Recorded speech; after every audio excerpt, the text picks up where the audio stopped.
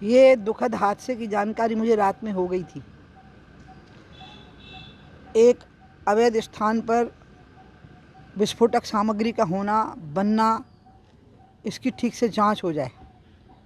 जिनकी मृत्यु हो गई है वो तो वापस नहीं लौट सकते, लेकिन वो बहुत तकलीफ से मरे हैं और अभी बहुत बड़ी संख्या में घायल भी होंगे। हमारे प्रदेश की सरकार तो बहुत ही संवेदनशील है, मुख्यमंत्री जी संवेदनशील हैं। जो उनके परिजन हैं उनको ठीक से मुआवजा भी मिलेगा या घोषित हो चुका होगा, लेकिन जो मर गए वो बहुत कष्ट से मरे हैं। और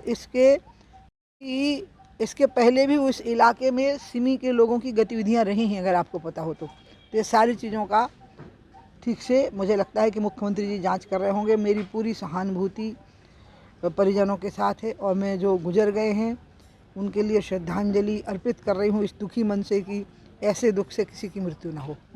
अब मैं इसको इसलिए नहीं कह सकती हूँ कि इंटेलिजेंस का काम है, लेकिन ये तो लगता है कि इतनी बड़ी संख्या में अवैध बारूद बनना, कि उसका विस्फोट हो गया और ये सब हो गया, तो कहाँ से सामग्री जुटी होगी। तो वो तो जब तक इस प्रकार के लोग ना हो जो आतंकी गतिविधियों में संलग्न रहते हों, ऐसी सामग्री मिल नहीं पाती। जब कांग्रेस की सरकार थी ना तो पूरा स्वर्ण मंदिर के अंदर बारूद भरा हुआ था, इसलिए कांग्रेस के लोग से और आतंकवादियों से भर गया था। हम ना आतंकवादियों को छोड़ते हैं, और एक बार सिमी के आतंकवादी भागे थे जेल से, जब शिवराज जी मुख्यमंत्री थे तो सब उड़ा दिए गए थे। ठीक है, से और आतंकवादियों से भर गया था। हम ना आतंकवादियों को छोड़ते हैं, और एक बार सिमी के आतंकवादी भागे थे जेल से, जब शिवराज जी मुख्यमंत्री थे तो सब उड़ा दिए गए थे। ठीक है, और उनके भी पक्ष में दिग्विजय सिंह जी बोल रहे थे। कल नया आदेश जारी हुआ है शराब को लेकर कि अब 1.5 किलोमीटर जो है दूर होगा जहां धार्मिक स्थल, मंदिर है, स्कूल है। किस तरीके से मोहन तो हैं ही इस मामले में बहुत अच्छे, क्योंकि जब संघर्ष हुआ था तो मोहन उस समय पर नगर निगम के अध्यक्ष थे। तो मैंने उस समय ये घोषित कर दिया कि सिंहस्थ वाला एरिया उज्जैन का पवित्र नगरी है, यहाँ अंडा, मांस, मछली, शराब कुछ नहीं हो सकता। तो मोहन ने उसका इतने अच्छे ढंग से नोटिफिकेशन कराया था, मैं उसको भूलती नहीं हूँ। तो मोहन तो मूलतः संस्कारवान धार्मिक व्यक्ति हैं, और हम बड़े भाग्यशाली हैं कि वो हमारे मुख्यमंत्री हैं। एक बार फिर अब क्या शराबबंदी का जो मुद्दा है वो आप लगातार आंदोलन करते हैं? अभी इसका एक बहुत बड़ा हिस्सा बाकी है जो सरकार का नहीं है, वो है समाज में जागरण। शराब पीने वालों को कंट्रोल करने के लिए परिवार के अंदर जागृति, मोहल्लों में जागृति, लोगों में जागृति, ये तो सरकार वाला हिस्सा है जो शिवराज जी ने पूरा किया था और मोहन जी ने उसको और आगे बढ़ा दिया। लेकिन असली चीज़ तो ये है कि समाज में उसका प्रतिरोध करने के लिए अब लोगों को खड़ा होना पड़ेगा। दीदी, अब लोकसभा चुनाव आ रहे हैं, आप क्या? हम पहले बोल चुके थे, अब तो जगत प्रकाश नड्डा जी मिल जाए, उन्हें पकड़ो और उनसे पूछो कि अब क्या होना है दीदी का। यूसीसी बिल को लेकर के उत्तराखंड सरकार ने बहुत अच्छा, कॉमन सिविल कोड ही भारत को एकात्मता में बांधेगा कानूनी तौर पे। वैसे तो भारत एकात्म है, और भारत ने अपनी एकात्मता पूरे अयोध्या के समय पे दिखा दी। सुप्रीम कोर्ट का निर्णय, सुप्रीम कोर्ट के निर्णय के बाद शिलान्यास, शिलान्यास के बाद प्राण प्रतिष्ठा, इससे पूरी दुनिया देखती रह गई। नहीं तो हमारे देश की तो बदनामी थी कि हम जाति और धर्म में झगड़े करते हैं, बटे रहते हैं। इसलिए यूनिफॉर्म सिविल कोड तो इसके लिए है कि लोग एक समान कानून से बंधे हों, एक समान नियम से, एक समान जीवन पद्धति से बंधे हुए हों। उत्तराखंड ने तो एक कदम उठाई है, सभी देश के राज्य कदम उठाएं, और हमारी राष्ट्रीय सरकार ने तो इस पे विचार के लिए बात हमेशा से कही है। नकुलनाथ जी कह रहे हैं कि चुनाव छिंदवाड़ा से अब नकुलनाथ लड़ेंगे, कमलनाथ नहीं। उनके यहाँ तो पारिवारिक राजनीति चलती है ना। अब बताइए, मोहन यादव किसके लड़के हैं, उनके पिताजी कौन थे? हमारे यहाँ ऐसा नहीं होता।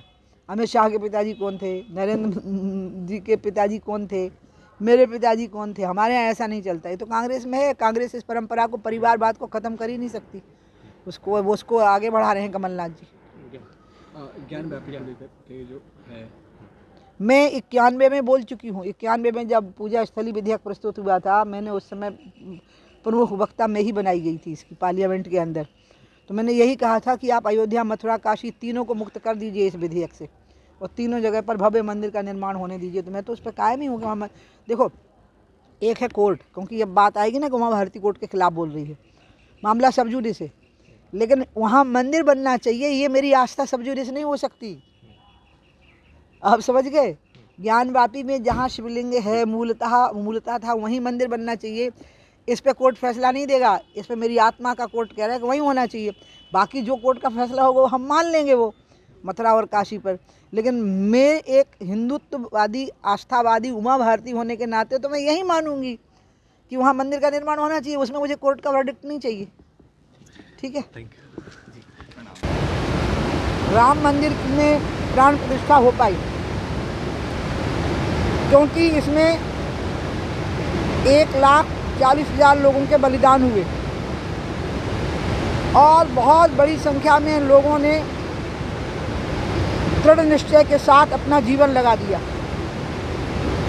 जिसमें एक नाम अशोक जी सिंघल का है। मैं माँ से यही मांग रही थी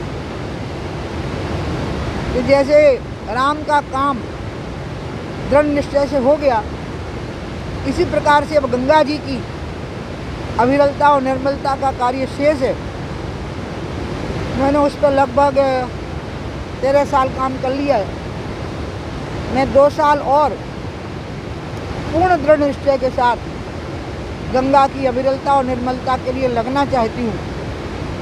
इसके लिए वो मोदी जी को भी शक्ति प्रदान करें और मुझे भी शक्ति प्रदान करें। दीदी पर्यटन स्थल है भेड़ाघाट, पर्यटन स्थल है भेड़ाघाट, बजट भी है कल मध्य प्रदेश का, क्या कोई एवरग्रीन होना चाहिए? अब वो क्यों नहीं लग पाता है, क्या अड़चन आती मुझे पता नहीं ना, तो मेरा टिप्पणी करना ठीक नहीं। बाकी आप लोगों ने ये बात कही है तो मैं माननीय मुख्यमंत्री जी तक आपकी भावना पहुंचाऊंगी।